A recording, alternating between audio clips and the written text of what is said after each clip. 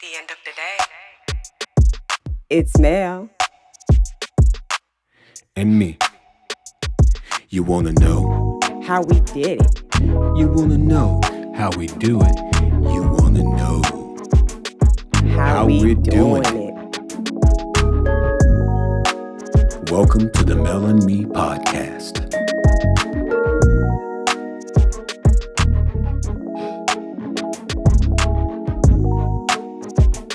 at the end of the day.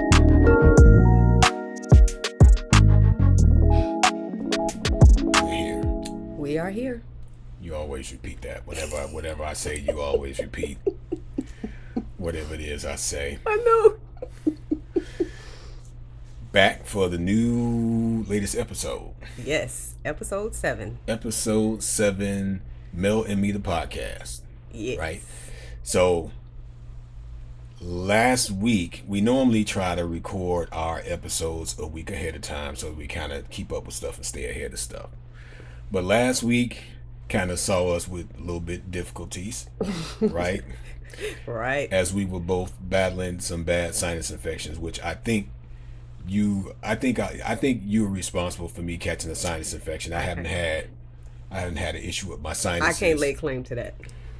I just know that you got sick and then I got sick, and it was just murderous with my sinuses just being clogged up for so many days. Felt like my head was going to explode. And so Over a week for me. and we tried to get up the energy to do it, and but we just could not It was rough. pull it off. And I couldn't get the meds to work, the over-the-counter meds that I got. I thought I was going to have to go to the clinic or something to try to get some assistance, but things started to get better, and things cleared up, and we're in a better position now. So Yes, thank we God. playing catch up.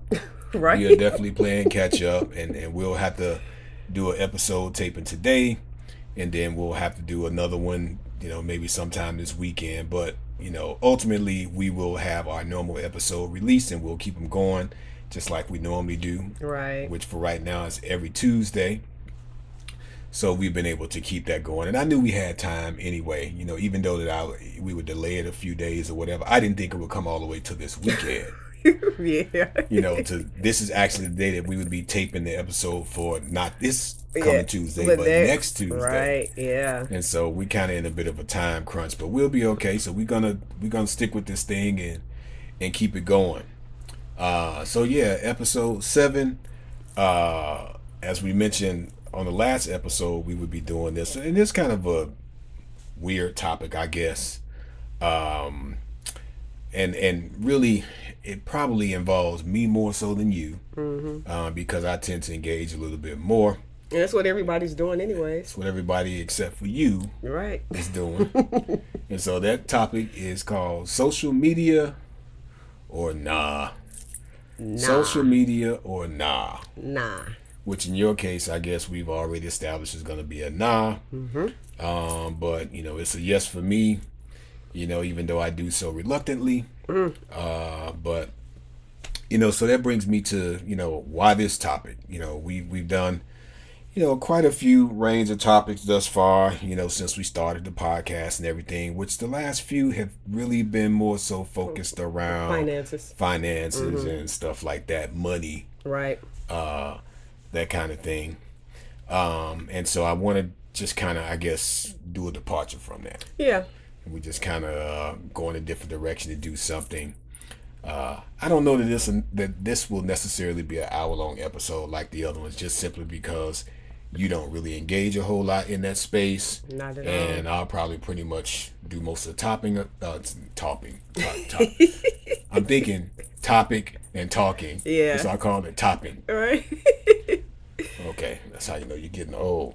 So I'll do most of the talking, but I do a lot of the talking anyway on our episode. Right. So Right. Yeah. I chime in. anyway, but before we get started, Yes. I guess I gotta have my little customary sip Yes, me too. from the official Mel and Me the podcast mugs, right? Yes. Again, Yes. Mel and Me got the official Mel and Me the podcast mugs. So I don't know if we'll probably end up selling these at some point, but Yeah. For right now, it's cool to have a little uniform thing happening, so we don't have to have those big cups like we had before. I don't know if people were able to see them, Right. but it was like I got those cups when I purchased some spiced rum, a particular spiced rum from the package store. They gave you those cups, which is actually kind of cool. With mixing that in, with the Yep. the little soft drink that I would mix it in with the drink to drink the spiced rum. Yeah. And they're cool. So, but every time we lifted the cup, there was a possibility of seeing that logo, which Right. of course, we want to try to keep from promoting other people's products as much as possible, even though I mention from time to time brands and stuff like that, but we ain't nobody. Right. So, but it does give me an opportunity to kind of showcase our own little thing, though. Right. So Yes. that's cool. And I like our mugs. Always good to have a sip of tea to get things started and Yes. wet and the I need whistle, it. Yes. as your brother like to say. Although I'm not wetting my whistle in the way that he wets his whistle. You know who you are. What he suggests we go with some liquor. He suggests we go with some liquor. Yes. So now I can't, man. We be off the chain if Woo. aside from the fact that she doesn't drink anyway. No, I cannot. But probably the last thing you want me to do is consuming some liquor on the podcast. Right. Not that it alters my personality or anything like that, but it does just kind of relax you a little bit more. Yeah. So, but and you're more apt to say some off the wall stuff, which Exactly. I don't really need the assistance of liquor to say anything would be deemed to be off the wall anyway. Even though I'm a serious guy for the most part. But so why this topic? Again, it's something that it really is. Social media is for better or worse, it's a fact of life. Yeah. In today's time, it is. It's how you get everything done. Everybody communicate that way only, pretty much. Yeah. Which is crazy.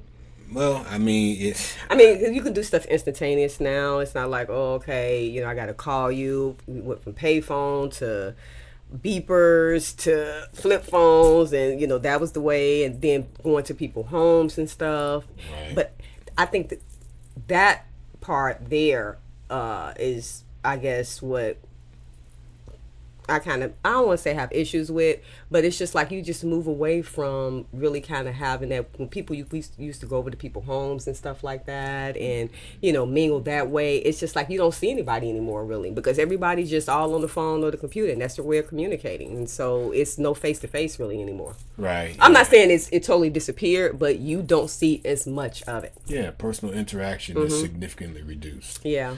And and so you kind of got into what we probably touch on some things throughout the podcast. You just gave it all away in your, but it's all right though. But it's cool. It's fitting. It's a nice segue into things. But but that's what brings us here, I guess. Obviously, I use it. I have used it for many years now. I started out, as a matter of fact.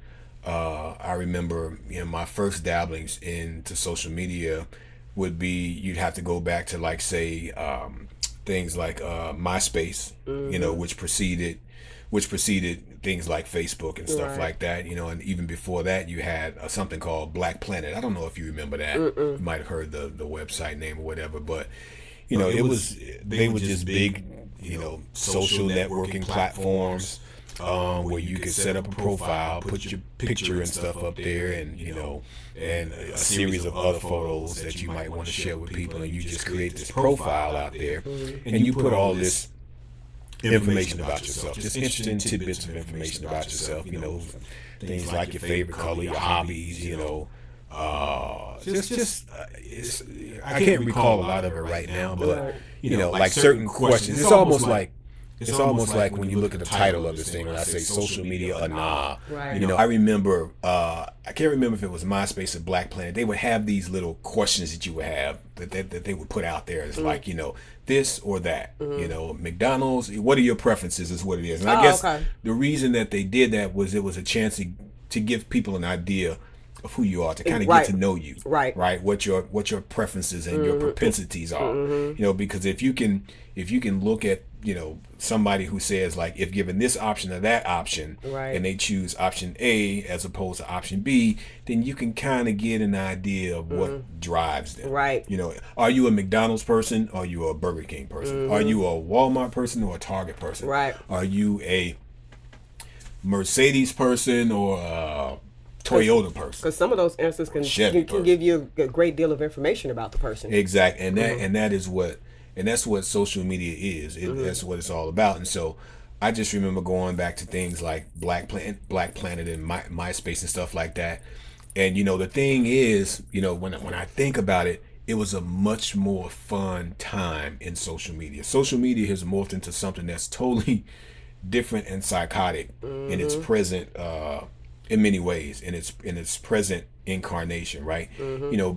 Back then, and you talking pre 2010. I think Facebook, I started seeing people move more to that like around 2010, somewhere around there, because up to that point, it had been MySpace, and MySpace was real cool. In fact, a lot of contacts that I have, and a lot of friendships that I have today, and connections that I've made with people, in the Atlanta area here, especially in the realm of music and modeling and photography thing and stuff like that, came via MySpace. Okay. Because it was just that was kind of like an ecosystem that lent itself, to a more wholesome interaction between people without all the crazy competition and opinionated stuff. They had this thing that was called I think back to MTV Pimp My Ride. Oh, yes. When they would take the car, the raggedy bucket, raggedy car. Bucket is a term for a raggedy car, for those that don't know, from back in the day.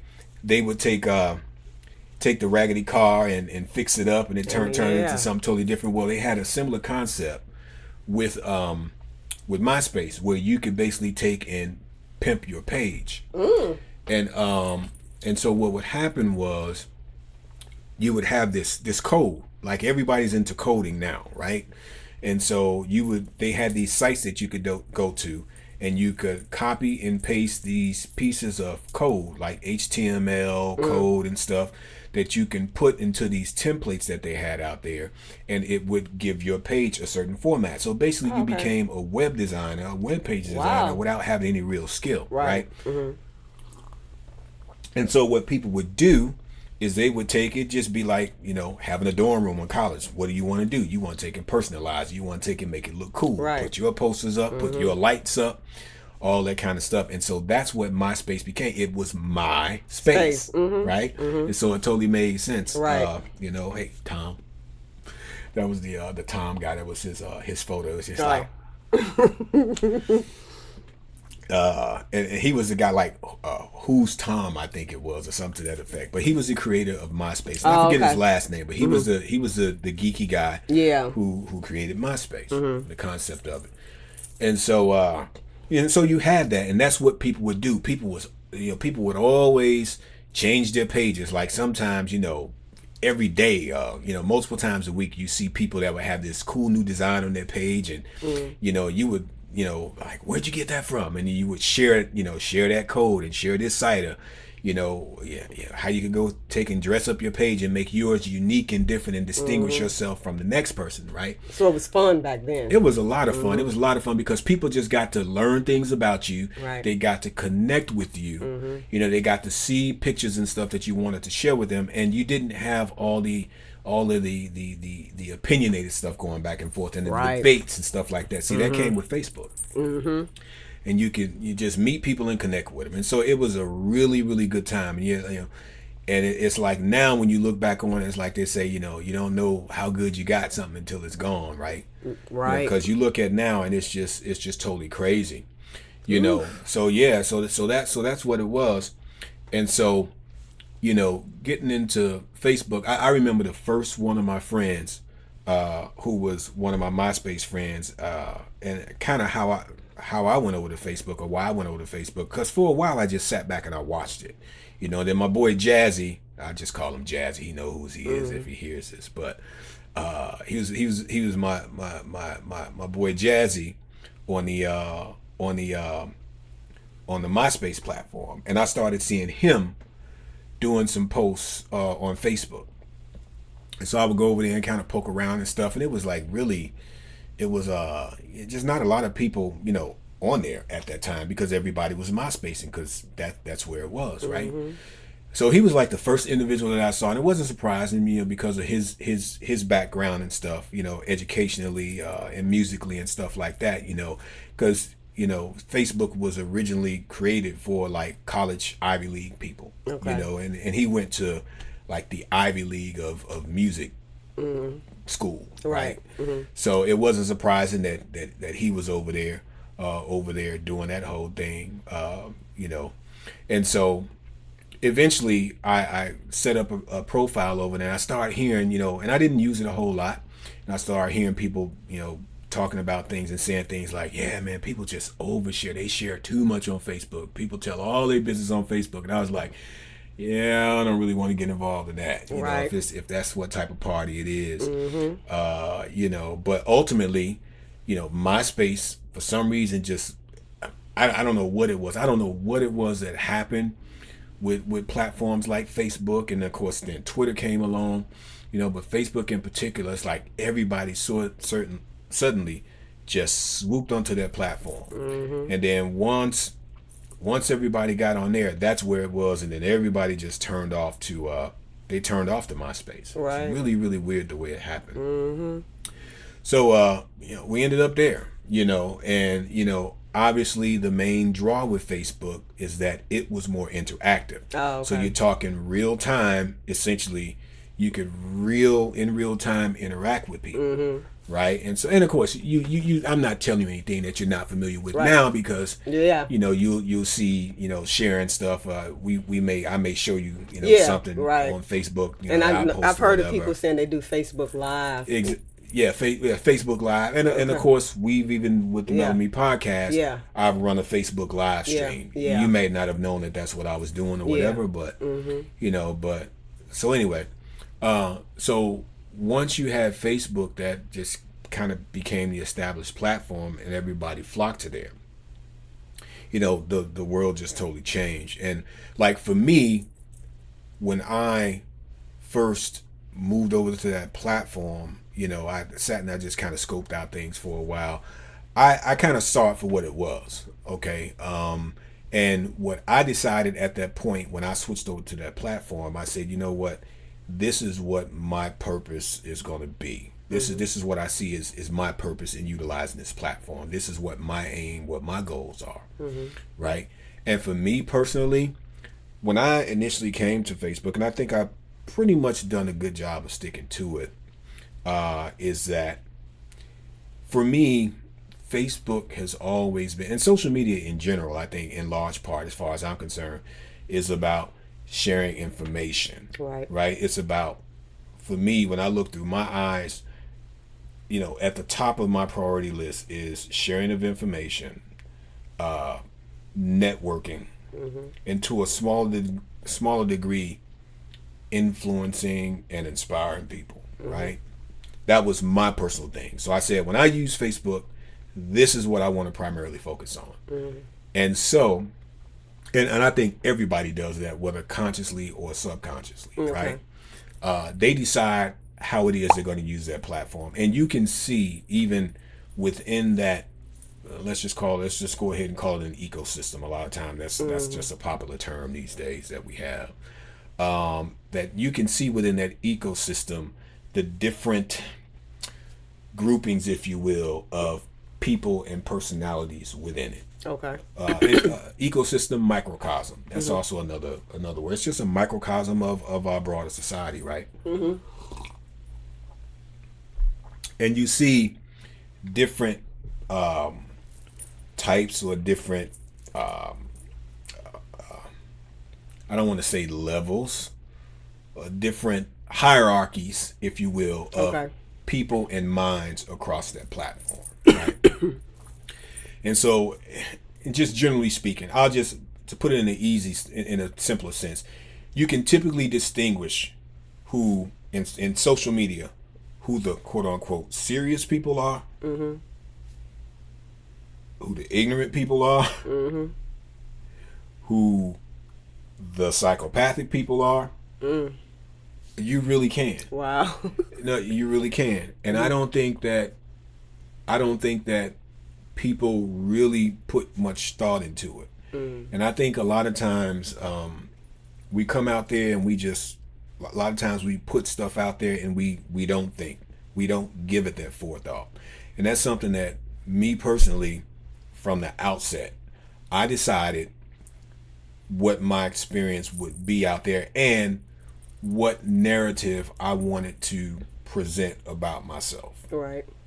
In social media, out on social media platforms, especially Facebook, because it is so intimate and you can just give so much of yourself and about yourself there.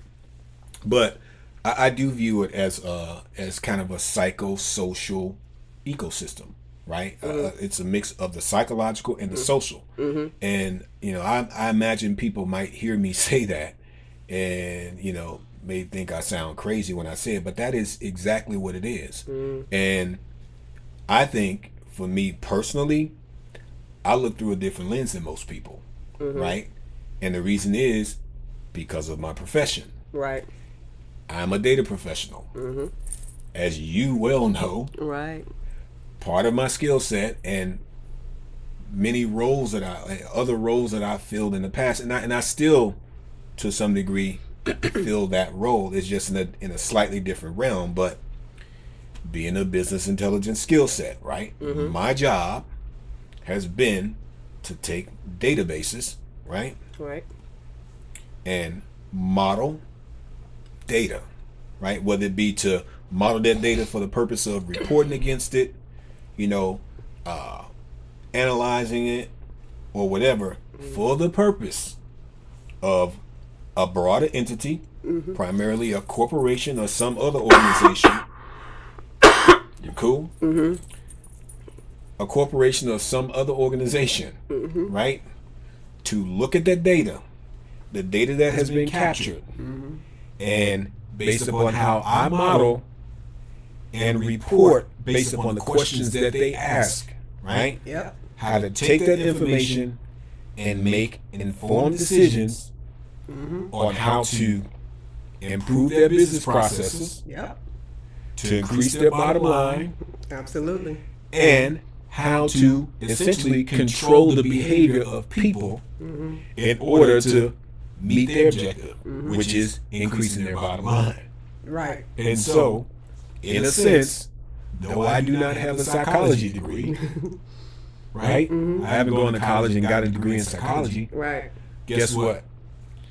There are many aspects of what I do in that aspect that is psychology. Yeah. Right? So it gives me a view when I look at data and how data is entered into systems like Facebook, right?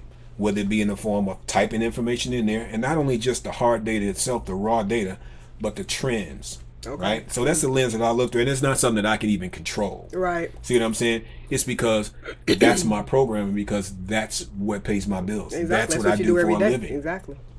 Is to look at data, right? And look at trends and those types of things. To look at how one action begets another action. How presenting a particular piece of data, placing something in front of somebody, and it's the reaction thing with Facebook. Yep. How do you respond to it? And that's, I don't think most people, when they're interacting on these platforms, that they truly get the depth of what it is that's done on the back end, because I'm the back end guy. I'm the guy behind the scenes. I'm the guys that's managing these databases when they're typing it and we're clicking on that like or that care emoji or that anger emoji or that laughing out loud crying emoji, right? What that means. Yeah. Right?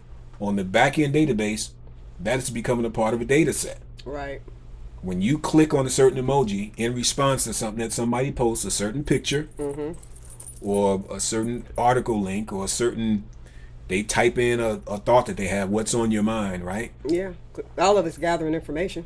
It's recorded into that database, and some guy like me who has been behind the scenes, right, has used some programming language, whether it be R, whether it be Python, whether it be SQL or whatever, to form these data sets that will take that reaction and assign a number or a code to it.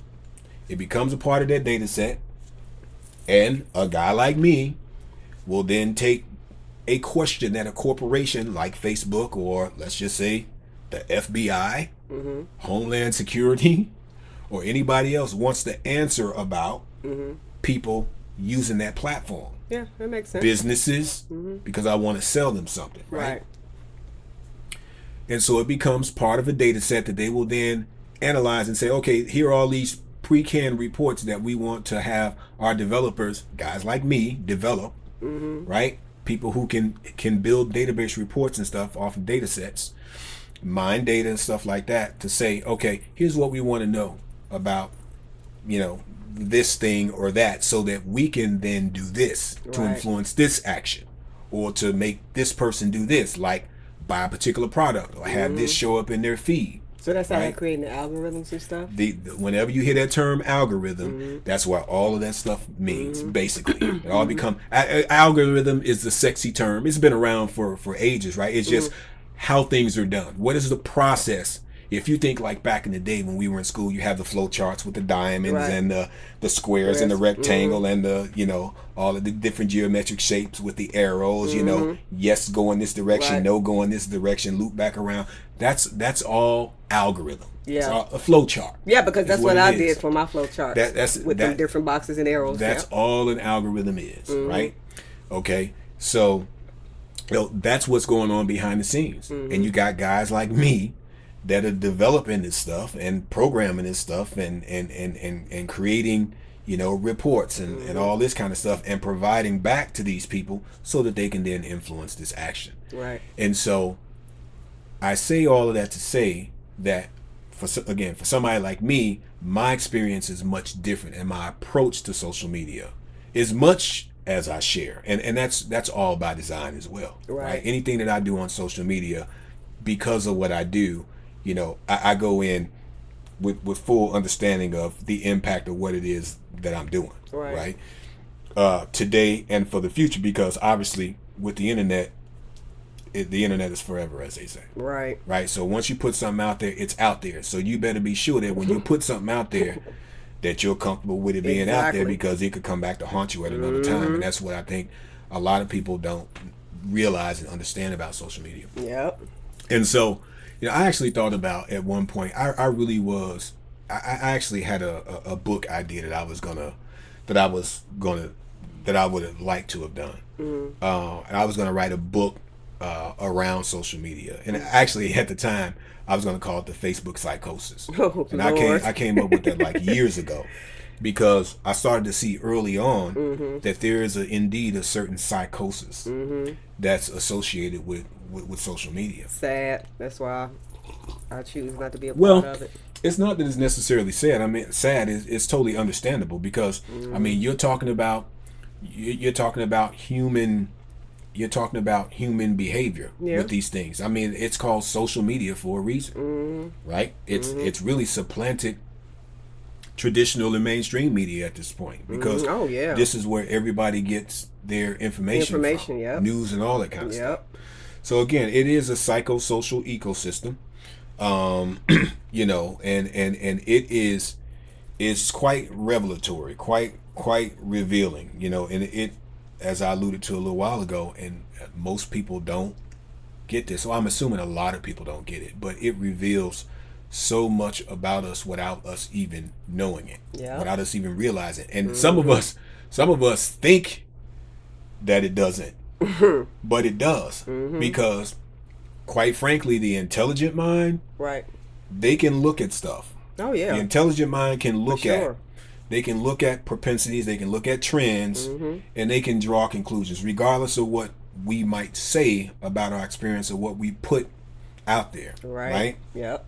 It's what we do it's that general universal reality, right? Yep. The universal truth, if you will. You know, you can watch what people say, And watch what they and you do. can watch what they do. Exactly. Right? And so people don't, I think a lot of people don't understand that, you know, you can see a whole lot deeper into us than we might believe based upon our social media habits and interactions, right? Yep. You know, which again, for me, and I'll just, like, for me, I you know, I wish I didn't have to do social media. I've been, many times I've been tempted to just abandon it, just leave it alone, right? Well, and I remember some years ago, I left it for Yeah, like, I left it for like about a year and a half. Yeah, you had I stopped using it for a while. I uninstalled it, Facebook. Yep. Uninstalled it. This was probably back around 2011, 12, somewhere around there. Just uninstalled it. Didn't log into it. Didn't do anything for like over a year. And it felt good to be away from it, you know, and it wasn't even as bad as it is now. You know, but sometimes you have to do that. But I mean, it's like now you'll see people, and it's like a drug, because it's funny, because you'll see people that'll be like, I'm done with this. You know, I'm gonna take a break from it, you know, and half an hour later they're posting it Right again. back on there. You know, it's like it's like, wait, I thought you were gone. Right. But I'm not saying it to be, you know, to throw shade at anybody. Right. And let's be clear, nothing that I say, and I'm going to have a disclaimer at the front, and I guess I should speak in terms of the fact that people have already seen a disclaimer at the front of this video, this podcast, is that nothing I say has anything to do with anyone in particular or any particular situation. I think we should just bear in mind that, you know, we've been out here on this particular, well, not this particular platform, because this is streaming on YouTube and other platforms, but specifically around Facebook. You know, it's been like, I would say,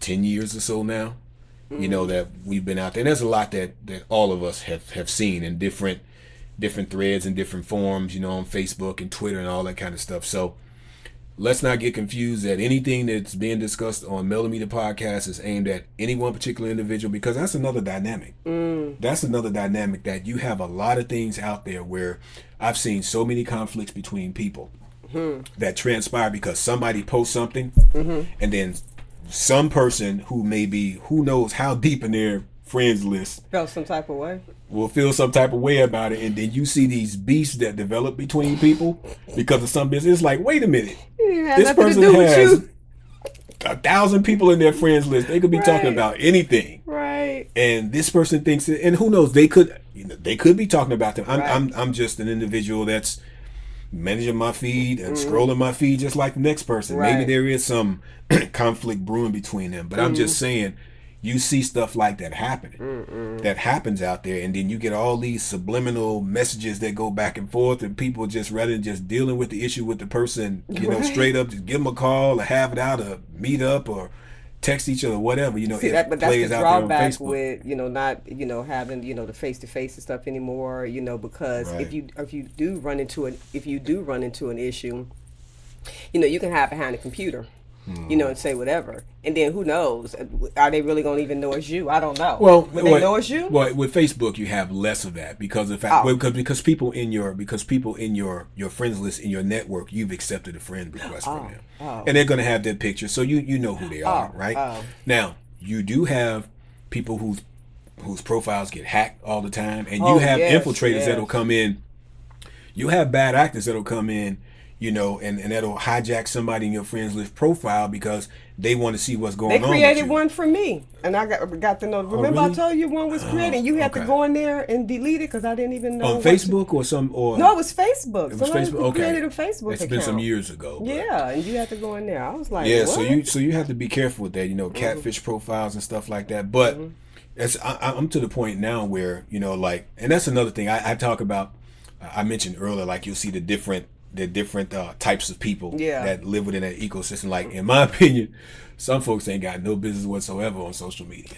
You know, because they, you know, you can tell people you can tell those who are cut out for social media and those who are not. And again, it all comes down to the perspective and the lens that you're looking through. Like for Right. me, social media. Well, for me, number one, I acknowledge and embrace the true power of social media, because again, there's a reason that Facebook is is one of the most the largest and wealthiest organizations or businesses in the world, right? There's a reason behind that, right? Because there's an immense power in social media, right? And so, I have always approached it and looked at it, from that perspective, and so there's a level of respect that I deal with it, and I deal with it. You can put me into that basket of people who are the serious people, when it comes to social media, because I've seen what can get done. I mean, many of us have, but I can only speak for myself. But as far as connecting people, as far as opportunities and stuff like that, becoming connected with people with certain opportunities, getting some really cool stuff done, inspiring people to do something, being inspired by people to do something, right? Those are all great parts of social media. You just got that crazy aspect of it though too, where you really get a sense of the level of people's self-absorption, narcissism even, insecurities. It's just all kind of different stuff. So what would you say then would be the pros and cons of social media, today? I mean, I just mentioned it. Well, right? The one thing is that, it is the means to get stuff done. So if you want to reach people, if you want to influence people, that is your way to do it. Yeah. I mean, one of another one of the big reasons that I have not totally abandoned social media, and I can't really at this point, especially given the fact that we have Alameda Podcast, right? It's a way of getting stuff out there, right? Although there's a dynamic associated with that as well, but it's almost like the world that we live in today. People don't even like you alluded to earlier. People don't even like talking to each other anymore. No. People, and you'll see memes out there on social media. People will make jokes about it, how they avoid phone calls, how they avoid texts, Oh, how my you goodness. show up at their house, they're not going to answer the door, or they don't really want to be bothered with you. Wow. Stuff like that. Y'all know I'm not lying, right? Because y'all see the same thing. But it's crazy.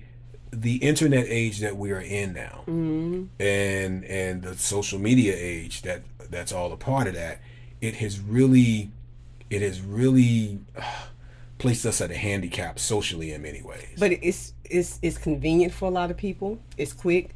It's 24 hours, 365, 7 days a week. You can be right in your bed, laying down, with your pajamas on, and say whatever you need to say. You ain't got to get up and go anywhere to do anything. So I think a lot of that too, just being, the purpose of convenience plays into it as well. But the thing is that people you'll have more of a chance. Let's just say you have a emergency situation or something like that, or something where you need to really reach somebody.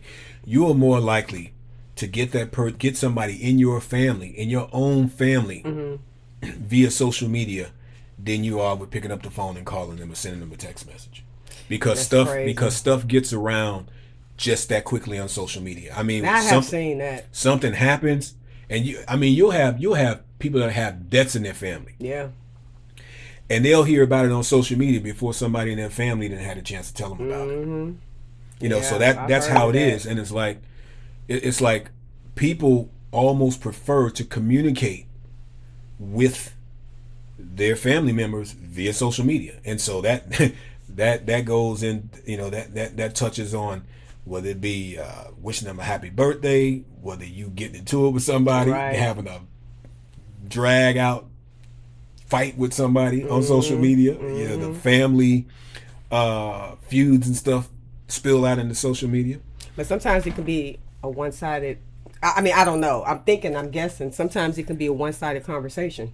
You Yeah, know, if someone chooses to ignore it. exactly, that's what I'm saying. And if that's what you're looking for, if you don't want to do, like you say, maybe, have some friction with a family member or a friend, and you don't necessarily want to go back and forth, you can just put whatever, I'm assuming this is how it can go, out there on social media. And like you said, if the person that you got the beef with chooses not to say anything, then you still able to put it out there. But versus if you sitting here and we talking now, we got a problem, we're face to face. But if I'm behind on the computer or on my phone, I can just say whatever, and I don't have to worry about necessarily getting any feedback back. Right. I don't know, but yeah, or you can, like, a lot of times what I'll do, if you you got to be you have to be a sound mind out there. I mean, we all have moments. Yeah. We all have our moments, right? And nobody's perfect, not even me. Right. I have moments where I've, kind of gotten out of pocket in certain situations, but I'm more likely, one thing that I try not to do, and that I committed to do, is to not get totally out of pocket with people that are in my friends list. Okay. Because if they're in my friends list, that means I know them on some level, or I have a mutual connection, like a real life mutual connection with them, or I've either been in the same space with them on some other occasion or part of some effort, right? And so, it's kind of like, with in corporate America, right? One thing that we try to do occasionally, and it's less much so now, but we have this thing like of getting together every now and then over lunches and stuff like that with business partners and those types of things, because when you have real interactions with people, or even like now where we'll have a Teams call where we every so often we'll put our faces on the screen. Yeah. When you can put a name with a face, and you can have a real interaction with somebody, you are less likely to interact with them in a negative manner. Right. For the most part. Yeah. Right. Right. And so the same thing goes with that. So, like, you get me on, like, say, a public thread somewhere, like a Yahoo thread, where somebody I don't totally know and they're saying something totally stupid, or I'll let them know. Right. And if they're nasty, I don't have a problem being nasty with them. Right, but that's because I don't know them. That's the point I'm making. Right. But somebody who I know, right, or somebody who I know whom I know through someone else. Okay. While we can have differences of opinion and stuff like that, and we can debate back and forth or whatever, but I'm not gonna really get disrespectful with them, right? To the point where I'm saying something that might, insult them or something like that. At least not deliberately. I'm not looking to do something. Right. I'm more apt to, if there's a hard point of disagreement, that I'm gonna take that conversation offline, off of the regular thread that everybody can see, and we're gonna have a conversation via the inbox or something like that, right? Or a text message or a phone call or whatever, because what you don't want to do, and I've seen people ruin relationships because of Facebook, because there's such a point of disagreement, and people it spills so badly out in front of everybody that it's like, wow. So there are different ways to approach it, but yeah, it's a totally crazy dynamic out there, man. It is. But one thing I want to go back to about the friend request thing, like, I've gotten to the point now where I get friend requests from people, and I go out there and I'll see they got like 7 other profiles out there. I'm like, oh, hell no, I'm not accepting the new friend request. Right. So if you happen to be an individual that sent me a friend request and I haven't replied, for Facebook specifically, that's probably wise, because you got like 5 or 6 profiles out there already.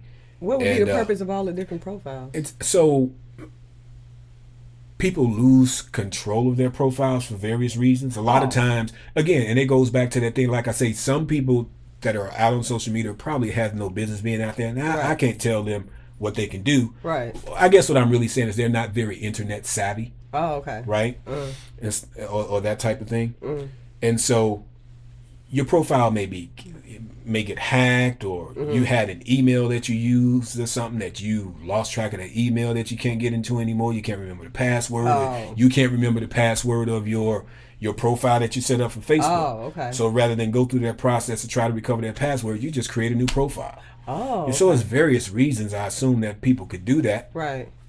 But to me, it's kind of annoying, because it's like, I don't need, especially being as how I'm so opinionated in some of the topics that I discuss, and I know that I understand the world that we live in, and I understand that there are people who are always trying to get into your circle and see find out what it is you're saying, so they can try to take you and Yep. report you to your company, so you can lose your job or something. Or that's what their hope is, or something. They want Yep. to catch you slipping or something. And Yep. it's all kind of, and it's somebody a lot of times. Sometimes it could be somebody that came across you on a public page. So maybe it was a Yahoo page or some other CNN link or something, and it was a political thing, and you got some racist or something out there, or somebody else with some type of beef or whatever that has a problem with you, and they want to try to infiltrate your circle and get out there and try to get something on you and stuff, and be like, oh yeah, son, look at this person, Right. that kind of stuff. So I just don't typically accept, friend requests from people who I already have, okay. 5 profiles that I'm already linked to through them. Right. And it could be somebody that's hacked their profile and trying to make it look like, oh yeah, this is your family member, so you just let them back in and say, Right. so sorry, that's not how I roll.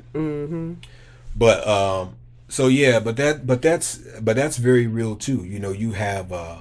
You have people and groups and stuff out there that try to infiltrate people, Yeah. and get in and try to snoop around. They try to find out stuff about you and stuff, because they might want to dox you or swat you or something like that. You got to be careful out here, because it's you a would think cesspool. that you would think that people would be more careful on social media, because you have companies and agencies now.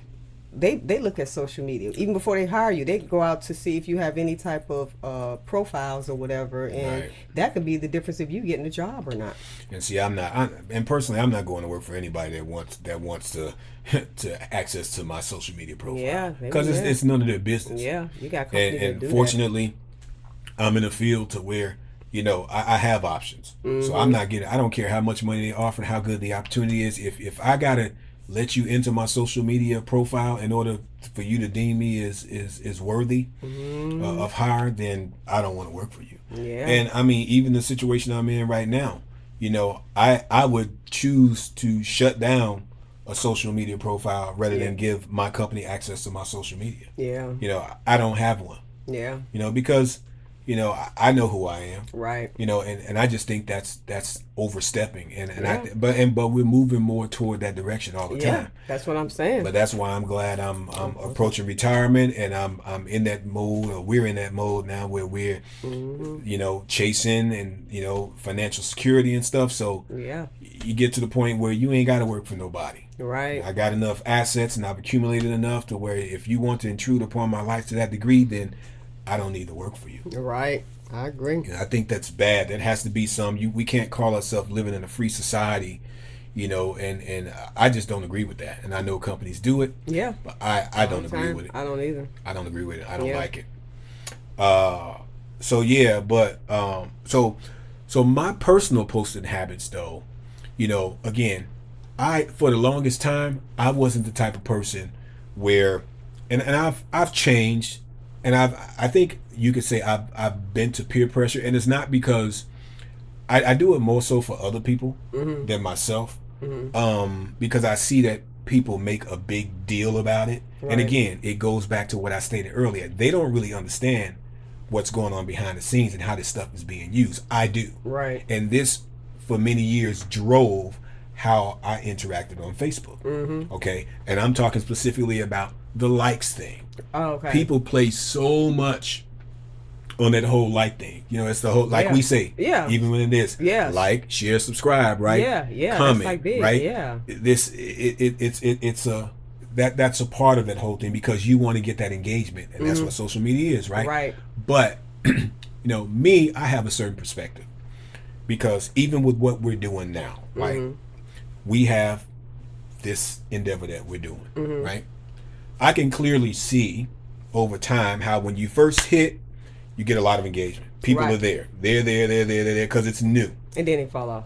And that's the way it works. Yeah. That's human nature, Right. right, with people. And so you have to find new and creative ways to keep people engaged, right?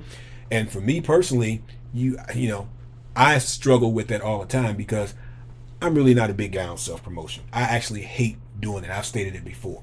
I don't like putting myself out there in front of people. Hey, look at me. Right. That's not me. Yeah. I'd rather be I'm not behind the big with it scenes. either. I'd rather be behind the scenes doing what I do. Yeah. You know, and if I guess because of the fact that when you do stuff in order to scale it and push it further, you always have to have some level of promotion. Yeah. Right? Oh, yeah. I would just prefer to not be that person to do it, and I'm bad about doing it. And so with that, there's certain things about me that you'll see. I'm not a guy who changes my profile picture very often. My profile picture will typically stay a good year, at least 10 months to a year, if not more, before I change it. Oh, okay. You know what I'm saying? I'm just not that type of person who's going to change my profile picture. Right? You know, there's a lot of different things that I don't do. You know, but back to the point I was saying earlier about my early engagement on social media and how this whole like thing comes into play, because it is probably the one thing that you see people complain about the most on social media. Oh, okay. And what that says to me, to a degree, is that I'm not getting enough attention. Are they complaining that they're not getting enough likes? Enough likes, right? Okay. And that's a big thing for people, which again, you know, I understand that that's just like Michael Jackson say. If they say why, tell them that it's human nature, right? That's how I chalk it up. Yeah, it's human nature. So it's no shade at anybody, you know.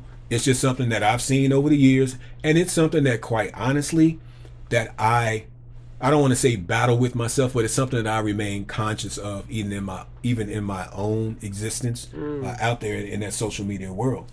Is that I'm always telling myself that, you know, you shouldn't take it, that I cannot take it, or I shall not take it personally when I'm not getting the attention on something that I think I should be getting. Right. Yeah. Now, you know that a lot of times, in me, I'm the type of person where a lot of times when it comes to my commentaries and stuff like that, I'm on that third rail, and that's by design. Right. That's by design, because I tend to look out into the world, right? I'm looking at things on that broader perspective, and I take interest in a lot of different things. And quite frankly, I know how a lot of people are just apathetic and asleep about a bunch of stuff. Right. And so while I continue to maneuver through things, right, to make sure that I'm straight and mine is straight, right, you want to kind of put stuff out there and share information with people. Going back to what I said from the beginning, I've always seen my purpose as being, okay, it's about sharing information. Yeah. It's about arming people with information about certain things. If I have knowledge about something, then I want to share that with the next person. Absolutely. Because if I've seen some benefit, right, then I think it's worthy for the next person to benefit from it as well.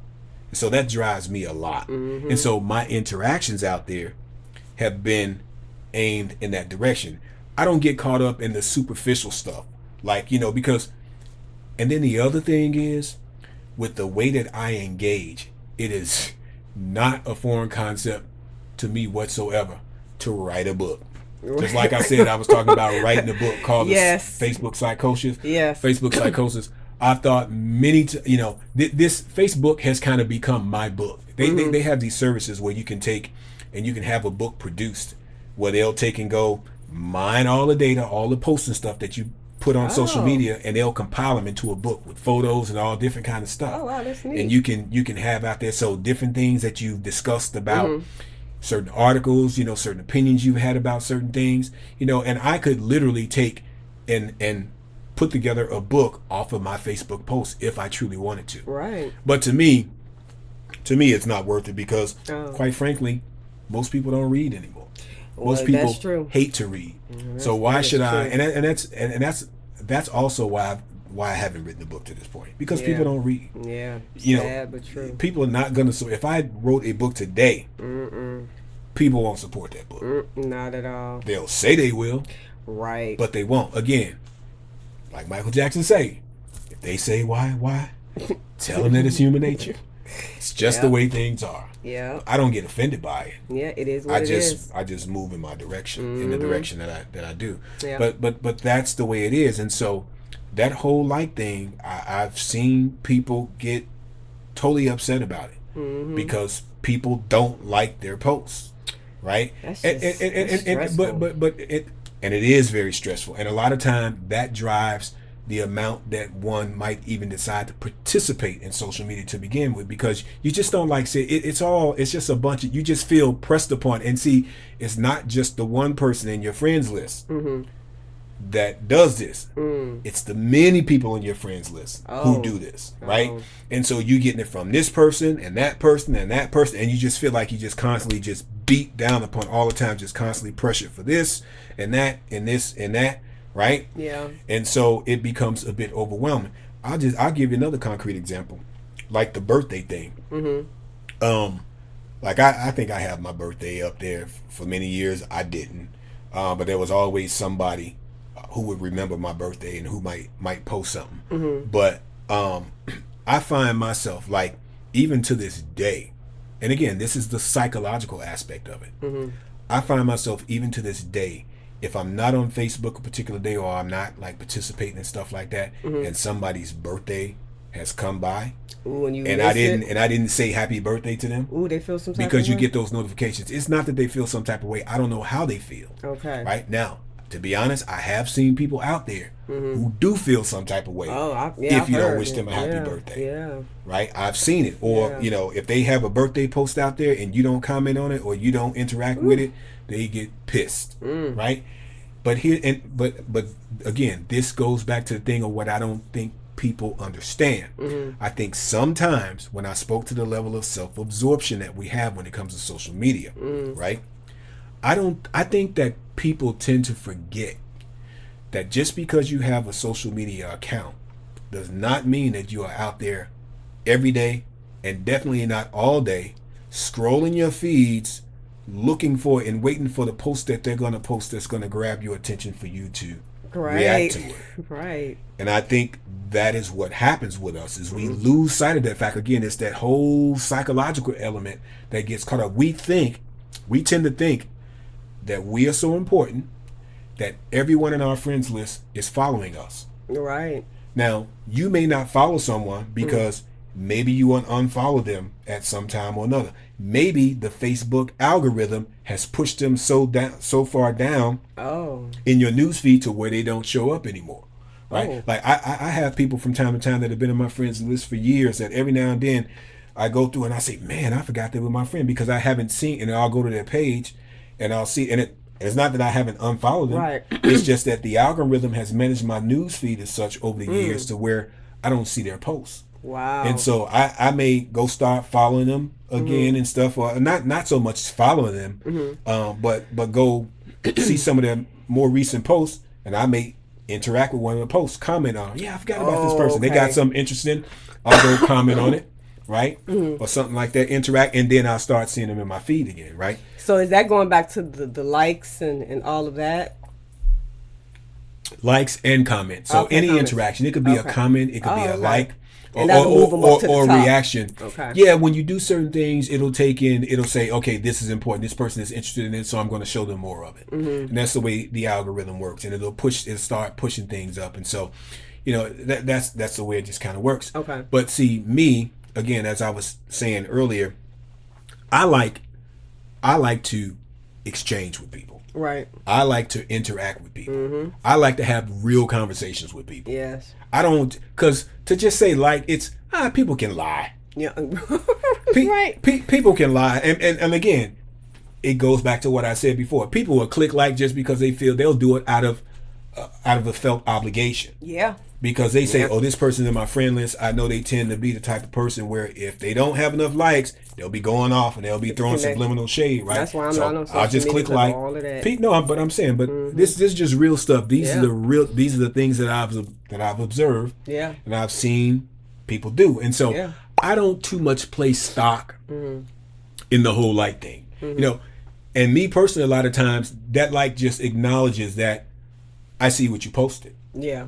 It doesn't necessarily mean I'm totally moved by something. Like a lot of times you'll have posts. For me, I don't really like to have posts of mine where I posted and it's been out there for days and stuff, and I've had a lot of interactions on it, and then I'll get other people that'll come and see it so many days later, and it'll revive it. And I'm like, especially like my birthday posts and stuff like that. I'd be like, man, my birthday was 3 days ago. I'm tired of seeing. I don't want to see it anymore. Right. So whereas the day of, I might have thanked, and I try to thank everybody that will wish me a happy birthday. Thank you. Or I'll personalize it. I'll just not, I try to personalize it more, but it'll get to a point where after a couple of days, it's just like, okay, I see that you came out here and responded to this post, you know, Yeah. and I'll just click the like to just, and it's an acknowledgement. Yeah. You know what I'm saying? Right. And so, you know, you can use them different ways, but I much prefer to have conversations with people. Let me know what you think. Right. You know, I'll let you know what I think. And it's not so much I mean, a 'cause the like is competition not type of dialogue. thing. It's no different. It's no different than us sitting here having a conversation right now. Exactly. I think that's what I try to embrace with social media. I try to approach it from the same standpoint of me sitting here having a conversation with you, whether it be something that we're going to debate about, rather just be casual conversation. Mm-hmm. You know, I think this is funny. Well, here's what I find funny about it. Or, man, this makes me think about this, or remember this, or remember that. You know, I like doing that because that's fun to me. I don't like the shallow engagement and interaction. Yeah. And unfortunately, a large part of social media is shallow interaction. You know, it's how much someone can marvel over you. You know, and Yeah. that doesn't move me. I know who I am. I'm happy with who I am. Mm-hmm. You know what I'm saying? Right. And it's cool, you know, to have that positive interaction and stuff. I'm not saying that at all. Right. I'm just saying, like with anything, it's like once you see a certain thing enough, Right. it's like, okay, Yeah. got it. You know what I'm saying? And it's no Exactly. different than even like with this, Right. right? Mm-hmm. I realize that when you put stuff out there, that okay, the luster wears off. Right. It's like, but I'm not going to take it personally. I don't expect everybody to fall over themselves. Right. You know, whether it be about this particular thing here, or whether it just be about me personally, an Right. accomplishment, something cool about me, something nice that I got, or something cool that I've done or seen or experienced. You know, my kids, you, Right. or whatever. You know, it's like, okay, at a point, people come to know who you are, Yeah. and it's like, show me something different. Right. And that's my whole thing. I like show me something different. I don't, you know, you just don't become moved by the same thing over and over. At least I don't.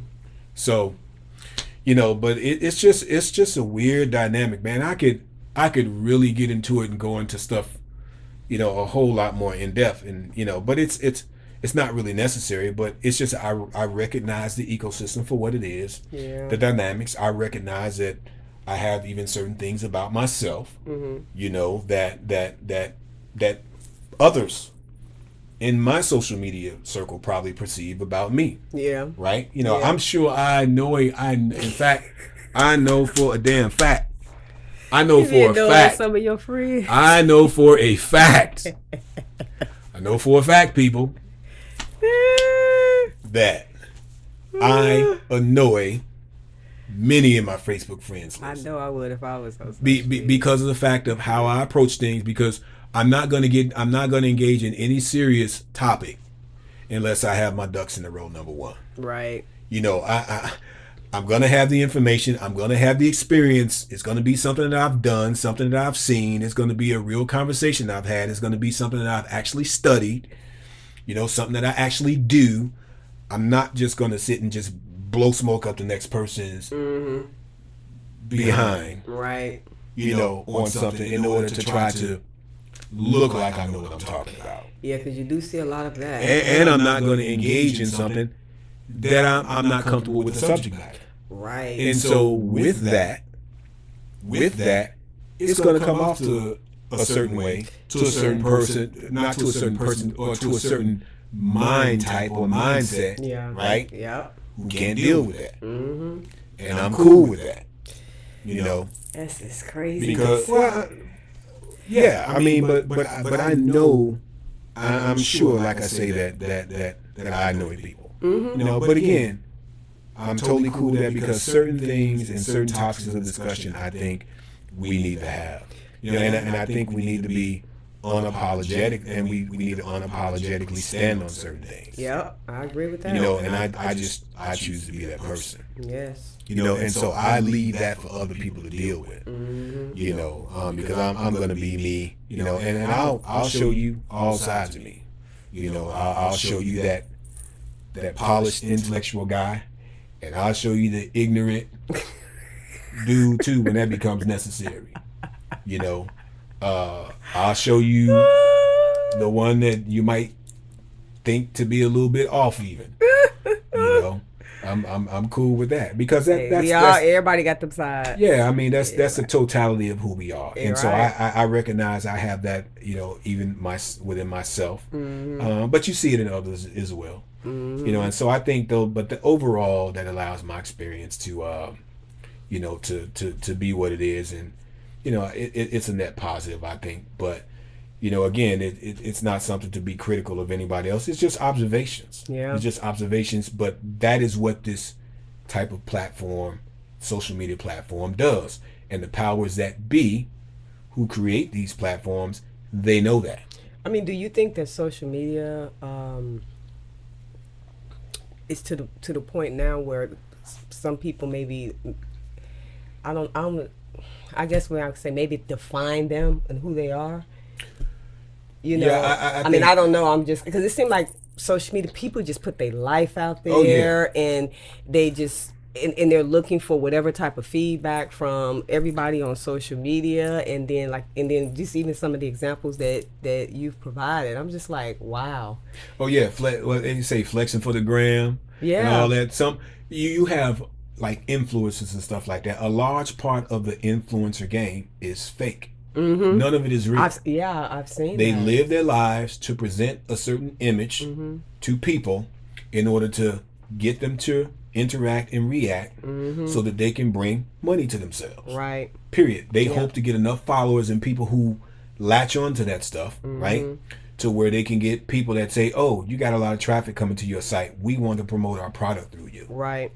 It's very much fake it till you make it. That's what it is. And like, even still, I'm very poor about, like, I don't know how to Instagram. I don't know how to, like TikTok to a small degree, but I'm very bad, like sharing across platforms and stuff like that. It's a struggle. That's why through the week, even with this stuff, I'm spending so much time trying to get things figured out. And for the longest time, I've had Instagram profiles out there and didn't use them, and I still don't use them to the degree that I should, because I really don't like doing it. Right. Because I don't like putting myself out there like that, but it's a necessary evil. Yeah. It's a necessary evil, especially with doing what we're doing with this. Right.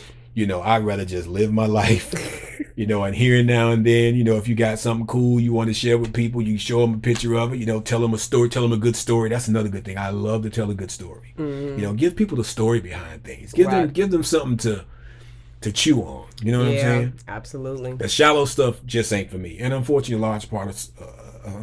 large part of social media is that. So I hear.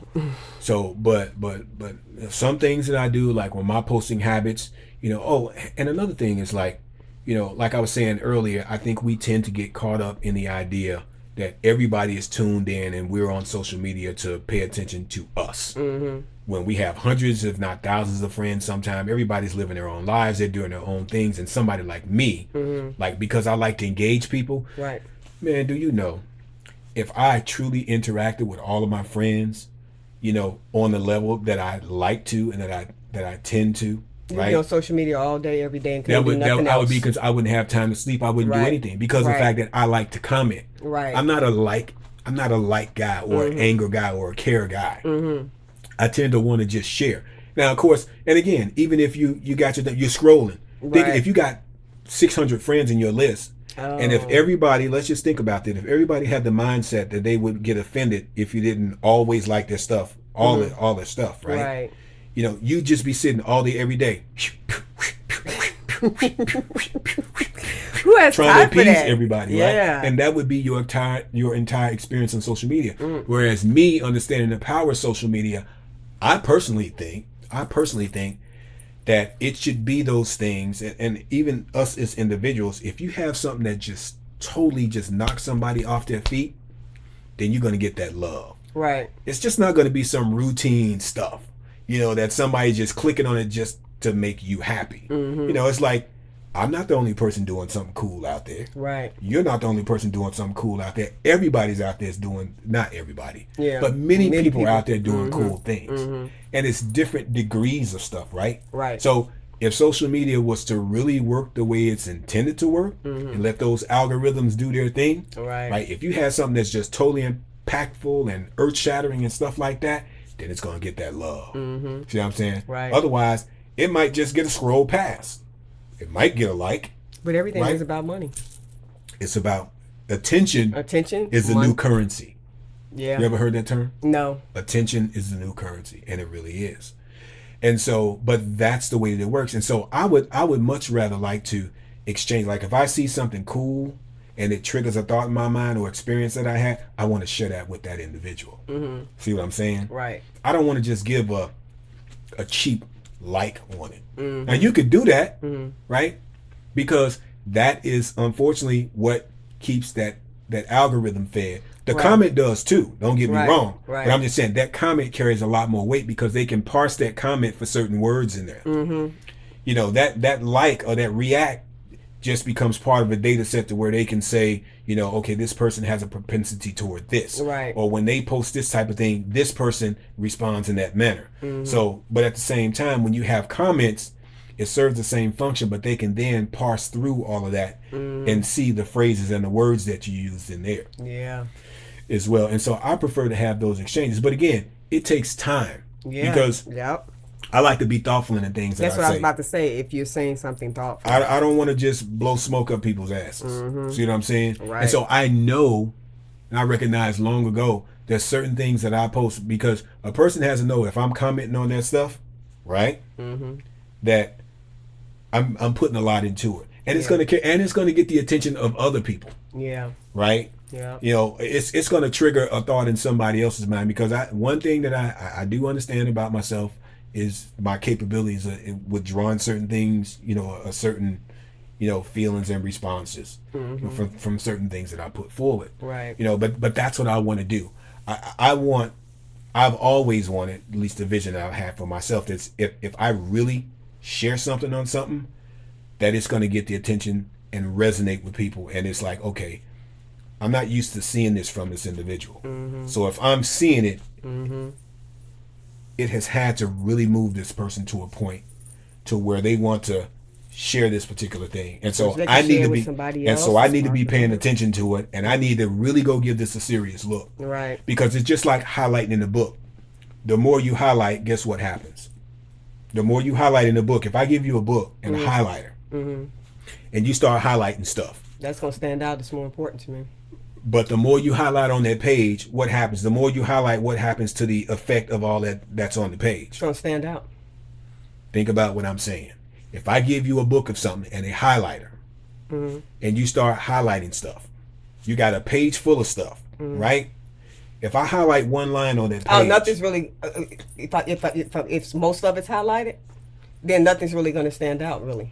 Exactly. Okay. The potency goes away the more you highlight. Yeah. Right? Mm-hmm. So when you place it in terms of social media, you know, it's the same thing. Okay. It's just like the more you saturate stuff, guess what? People are going to stop paying attention to it. Oh. Because they're like, here we go again. Oh, well, yeah, I guess that makes sense. It's the same psychology in play. See what I'm saying? And so that's why I think we should be more selective about the things that we highlight. Yeah. Things that we like. You know, you don't have to like every time, because again, you'll be like this.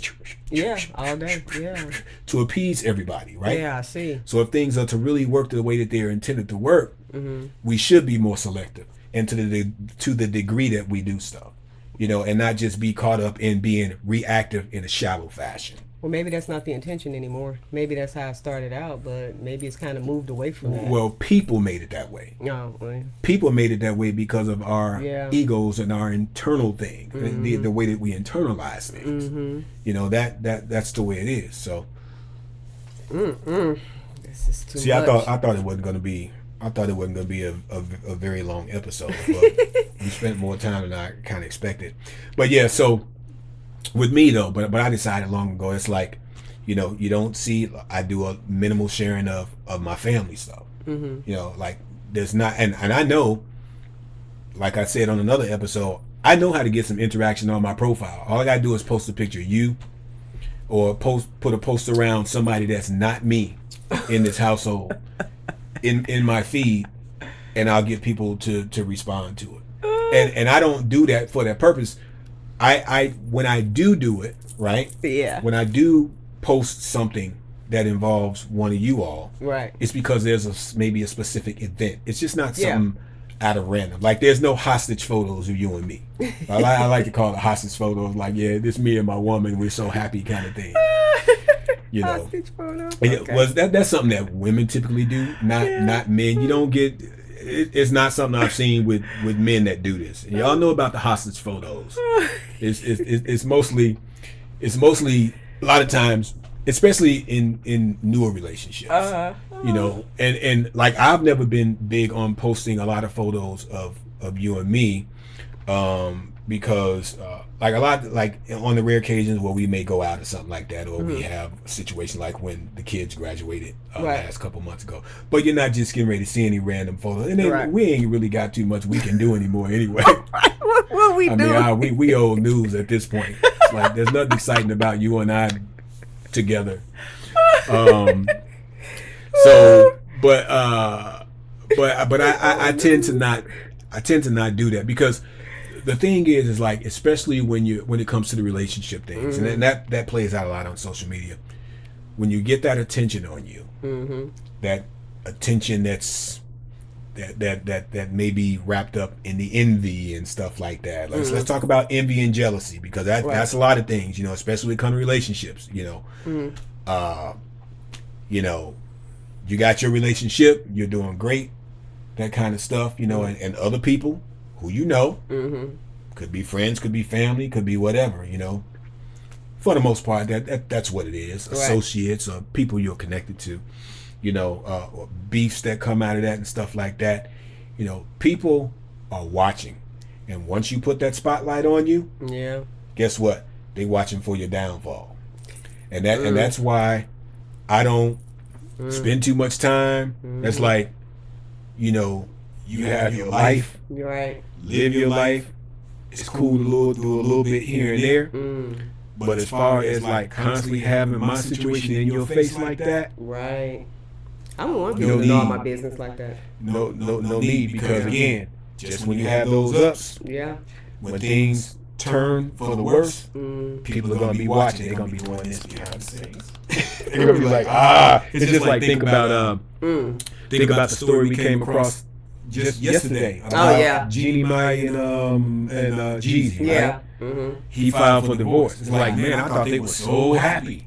All over social media talked about how, and then you'll see people when you go on the sites, you'll see people talking about how cute somebody looked together and all, they're the perfect couple and all that, and you know how it's going to end up ultimately, because that's just how it is, especially with celebrities. You're like, okay, people are falling for this garbage again. You know what's coming. It's just a matter of time. And there's a cynicism involved in that. You know, and that's again, back to Michael Jackson. It's human nature.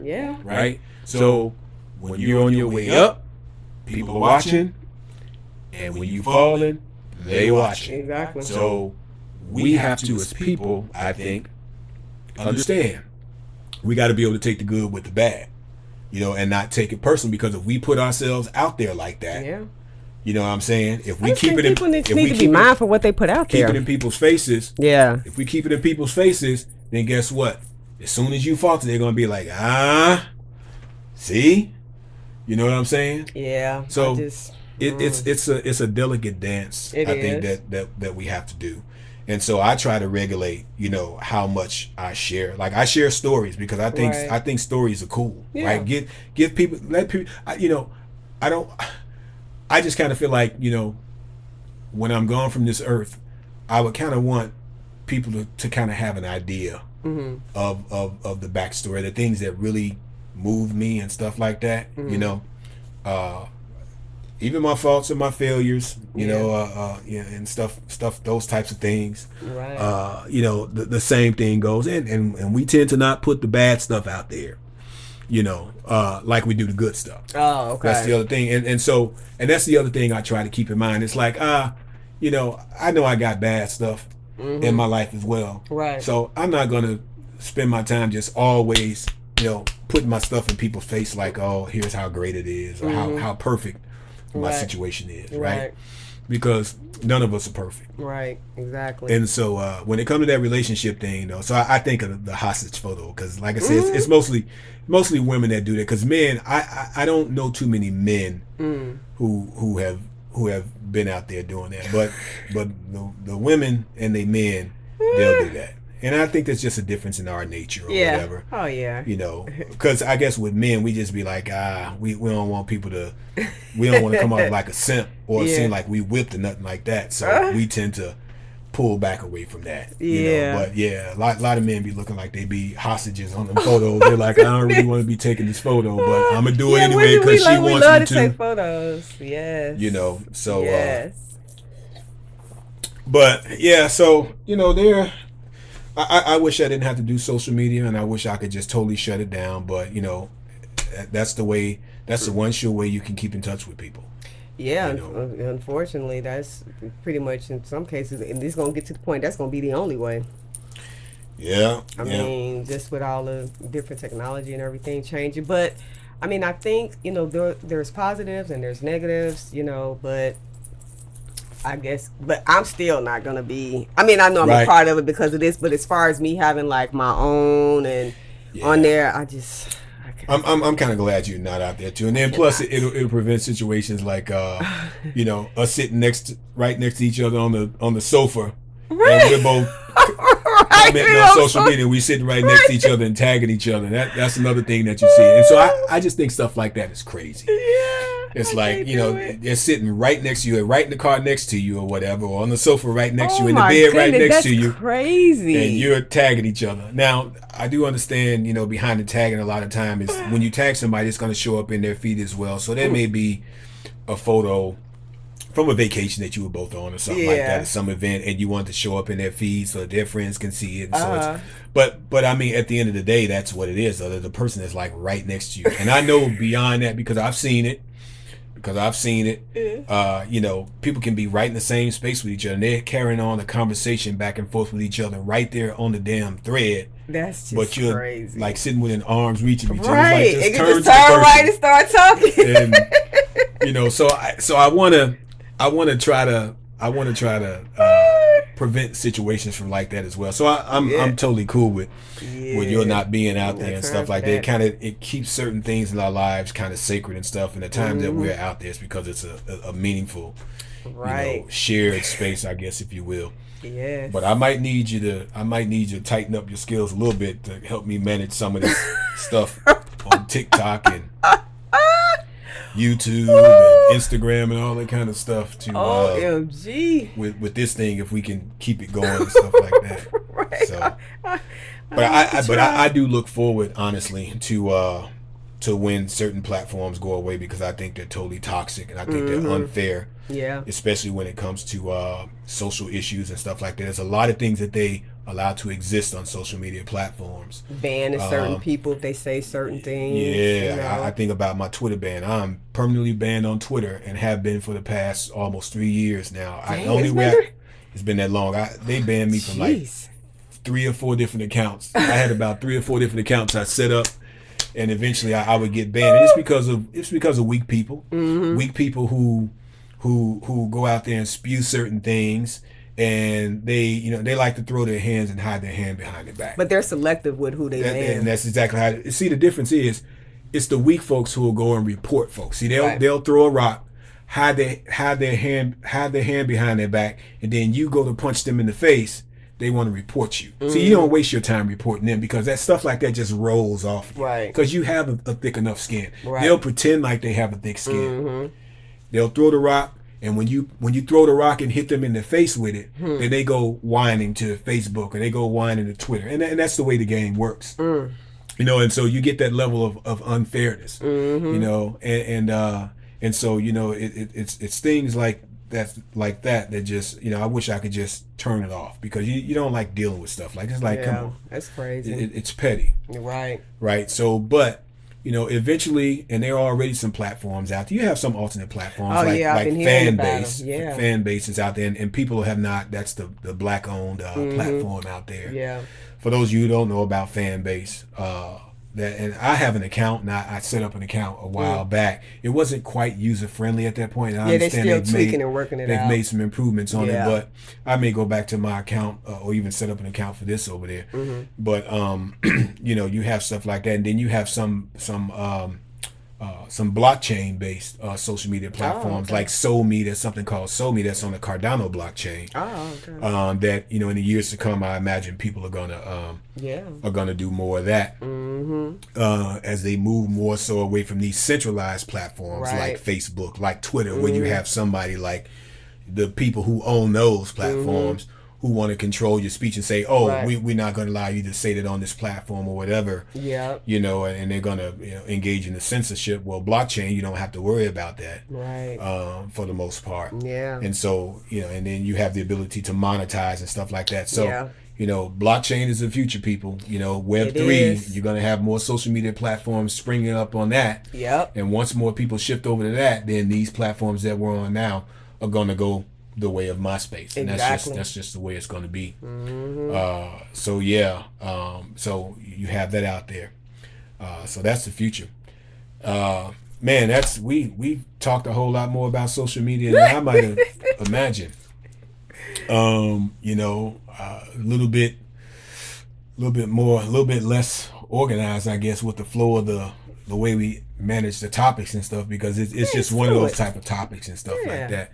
Yeah. So coming up next, we're gonna be next episode. I think we're gonna kind of do something that's gonna be still different, a little bit more conceptual in nature, I guess, and we'll call that episode "Finding Your Future." Finding our future. Yeah. We've obviously reached a point in life where we are now empty nesters, and so it's definitely adjustment to be made. It is. And I find that there are a range of emotions that you deal with too going through that. We haven't talked about it even, but I find myself thinking a lot of times about different things and stuff, and the changes that we're encountering now, and just how different it is. So I think it'd be good for us to kind of maybe get into that discussion and stuff, and just talk about it, and not just in the sense of us being empty nesters and reaching a new phase in life ourselves, where we are at our age and stuff like that, but just finding your future, just for any individual. How do you find your future? What types of things do you what's wrapped up into that? What are our motivations and stuff like that? What do we reach for? So I think it'd be cool for you and I to have a discussion around that, and kind of pick each other's brains and share some thoughts on that. So I think that'll be our next discussion, and we can that'll give us a chance to kind of talk about, again, just go back into the South Africa thing, which we're less than a month away from our next trip going over there, which another big step with that trip over there. So they'll give us a chance to talk about that. So that's what we'll cover next. But in the meantime, between time, I think this has turned out to be a decent episode. Not bad. Again, nothing that I've expressed here. The thoughts and opinions expressed here are not that of Mel and Me, the podcast. Right.